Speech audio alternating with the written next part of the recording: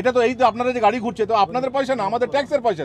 তো আমাদের ট্যাক্সের পয়সায় গাড়ি নিয়ে আপনারা চোর বদমাশদেরকে ফ্রি ছেড়ে দেবেন, আর আমরা জনগণের স্বার্থে যখন যাচ্ছি আমাদেরকে আটকে দেবেন, ইলেকশন কমিশনের যার নিয়ম সেটা ভায়োলেট করবেন। এটা তো ঠিক না। যদি আপনার কাছে এমন কোনো নিয়ম আছে যে আমাকে আটকানো যায়, সে নিয়ম দেখান।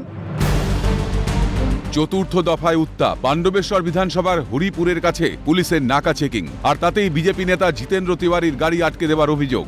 হরিপুরের কাছে আসানসোলের প্রাক্তন মেয়র এবং পাণ্ডবেশ্বরের প্রাক্তন বিধায়ক জিতেন্দ্র তিওয়ারি গাড়ি আটকালো পুলিশ, এবং আমরা জেনে নেব যে ঠিক কী কারণে। বলবে পুলিশ দলদাস হয়ে গেছে, পুলিশ তৃণমূল কংগ্রেসকে খুশি করতেই ব্যস্ত, ইলেকশন কমিশনের গাইডলাইনকে ভায়োলেট করছে পুলিশ, এটা বেআইনি কাজ করছে পুলিশ। পুলিশ তৃণমূলের দলদাসে পরিণত হয়েছে। বাধা পেতেই অভিযোগ তুলে পুলিশের সঙ্গে কথা কাটাকাটিতে জড়িয়ে পড়েন জিতেন তিওয়ারি।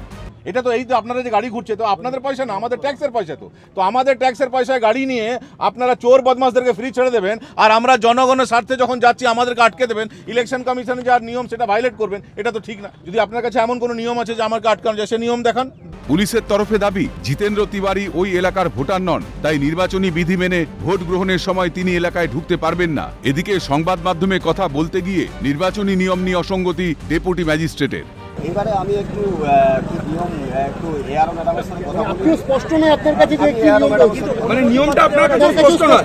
নিয়মটা কি জানেন না আপনি? আপনার কাছে স্পষ্ট নয়, তাই তো? দুর্গাপুরের পাণ্ডবেশ্বর থেকে রাজেশ সেনগুপ্ত, ক্যালকাটা নিউজ।